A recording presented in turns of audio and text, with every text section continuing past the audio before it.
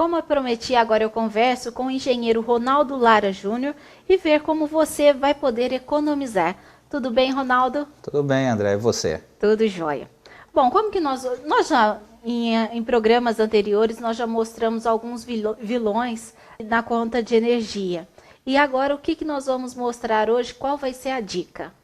Então, André, existem N formas de economia de água que a dona de casa, que o usuário pode estar nesse lema para que não só a economia financeira e econômica, mas que a economia desse mineral tão querido, tão desejado e finito chamado água, né? Esse tipo de investimento, ele só pode ser feito na construção, no desenvolvimento do projeto ou não? A pessoa tem uma casa, ela está vendo que tem um certo desequilíbrio aí no gasto. Ela pode estar complementando com esse tipo de dicas que você vai estar passando? Sim, existem ações para todas as fases do uso. E eu entendo que o uso começa sim a partir de um projeto, a partir de um entendimento de que a água é um elemento que traz benefícios, mas que esse benefício precisa perdurar pelas gerações futuras, mas que existem também ações pontuais que pode hoje resolver um problema que às vezes não foi pensado lá no projeto ou na execução dessa casa, na construção dessa casa ou desse imóvel em si. Qual que é a sua dica para a dona de casa ou o pessoal aí de casa para um consumo menor de água? Vamos, o princípio de tudo. O princípio, no meu entendimento, o princípio básico é uma verificação de todos os pontos por onde se utiliza a água. Verificar se não tem nenhum vazamento. Se não existe vazamento, se o uso está um uso controlado, se está um uso onde nós gastamos aquilo que realmente necessitamos, se nós não estamos fazendo um abuso do uso. Tem aquelas pessoas que falam assim, estou gastando muita água, eu quero furar aí um poço artesiano, semi-artesiano. É correto ou não é? Não. Eu entendo que não seja correto, que não seja a melhor forma de economia, a não ser que este poço seja para suprir uma necessidade, uma ausência de abastecimento, onde o uso dessa água vai ser controlado pela concessionária. E a hora que eu falo vai ser controlado, eu não estou falando pelas vias econômicas. Vai ser controlado porque muitas vezes nós estamos fazendo uso de uma água e essa água não tem condições, qualidade ao uso humano, né? Às vezes nós temos um fator poluente, o que a gente chama de ajusante. O que é ajusante? É antes do ponto de captação. Às vezes nós temos um elemento contaminante, por exemplo, uma cisterna. Uma cisterna numa região de uma bacia hidrográfica, de uma microbacia hidrográfica. As regiões mais altas, o que está se jogando por cima do solo, nessas regiões mais altas, podem ser contaminantes dessa água que está sendo captada numa cisterna em regiões inferiores, em regiões cujo relevo tem uma cota inferior. Um exemplo, o cemitério. Nós temos o cemitério numa região alta. Quem tiver poço? Quem tiver poço nas regiões inferiores a essa região, provavelmente vai estar captando água. Mas a concessionária, no caso, o correto é a concessionária ir lá e fazer a verificação desse poço, se a pessoa tiver. Exatamente. Agora, me explica o seguinte, se a concessionária for lá, ela faz a verificação da qualidade dessa água?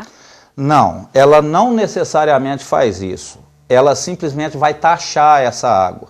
E aí, através do controle que esses profissionais, que são profissionais gabaritados, profissionais qualificados, vão passar uma orientação do uso dessa água para o indivíduo, cabendo a esse indivíduo efetuar o controle e fazer os testes necessários. Quem que ela deve procurar? A concessionária vai indicar o seguinte: use a água da concessionária, que essa água tem todo o controle físico, químico e biológico.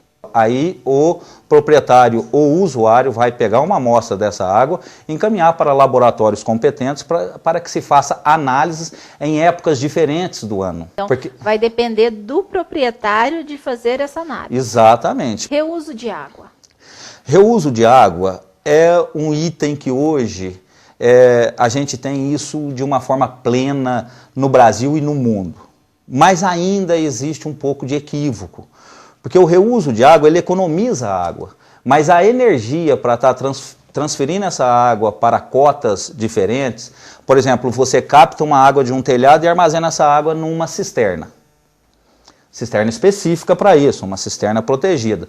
Para que essa água seja utilizada, vai precisar de uma bomba de recalque, ou para mandar essa água desse reservatório inferior para um reservatório superior, ou para para a própria tubulação de uso e reuso. Então essa energia ainda, que é o que ainda se discute, é se não consome água, consome energia, e a energia é produzida pelo consumo da água. Então nós estamos caminhando muito bem, nós já temos N recursos, que pela própria gravidade a gente consegue utilizar a água, que é um fator que elimina o uso da bomba. Né? Por exemplo, você coloca um reservatório em nível intermediário, você tem um sobrado, ou você tem um prédio de 3, 4 pavimentos, você capta a água do telhado, consegue colocar esse reservatório para armazenamento dessa água imediatamente abaixo do telhado, então por gravidade, sem uso de bomba nenhuma, você consegue distribuir essa água para os apartamentos e para as áreas objetivadas. Né? Quando isso se consegue, maravilha, mas fazer o reuso da água com um reservatório subterrâneo ou apoiado no solo, ainda existe o vilão do consumo de energia que agride o ambiente. Mas ainda é uma alternativa. É uma alternativa, está caminhando muito bem. Chuveiro, e aí? Uma é a conscientização do conforto e do tempo desse banho. Outra é a quantidade energética consumida num banho. O que seria a solução? Aquecedores ou amenização. Aquecedores de acumulação com energias alternativas, por exemplo, a energia solar. O aquecimento solar é uma forma esplêndida de economia de energia, gratuita. E hoje uma instalação, vamos dizer assim, o sistema, projeto, equipamento e instalação econômica, viável. Existe até legislações e isso os municípios estão incorporando isso. No município de São Paulo, por exemplo, da cidade de São Paulo, já é uma obrigatoriedade.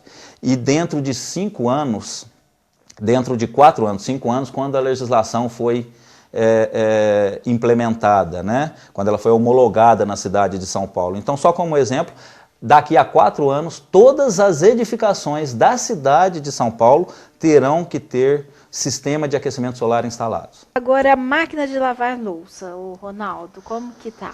A máquina de lavar louça, ela trabalha com a água aquecida. Então, é um equipamento também de consumo energético. Mas o consumo de água dela é muito controlado por si próprio, pelo próprio desenvolvimento do equipamento. O problema da máquina de lavar louça, só como uma pincelada aqui, é o problema do esgoto sanitário, porque ela fica diretamente ligada sem sifão à caixa de gordura. Então, quando ela entra num período de desuso, por exemplo, a dona de casa viaja, vai passar um final de semana prolongado e a casa não se utiliza a pia da cozinha, então todos os odores da caixa de gordura retornam para o interior da cozinha. O que seria indicado a dona de casa fazer nesse caso? Efetuar na ligação do esgoto da máquina de lavar louça, se for uma luva ou um cotovelo, depende da situação de cada instalação, com rosca e que se coloque um plug. Porque se a máquina então, uma peça mínima. Uma peça mínima. E barata. Peça mínima, barata. A maior intervenção é a intervenção construtiva, que às vezes já é uma cozinha azulejada, que qualquer manutenção quebre 1 ou 2 azulejos e não se encontre mais aquilo. Antes. Olha, Andréia, eu te afirmo com toda propriedade, uma casa bem pensada, um imóvel bem pensado, é um imóvel que traz um bem-estar no uso muito grande e não deixa, ao longo desse uso, situações indesejáveis. Ronaldo, obrigada mais uma vez pela sua participação.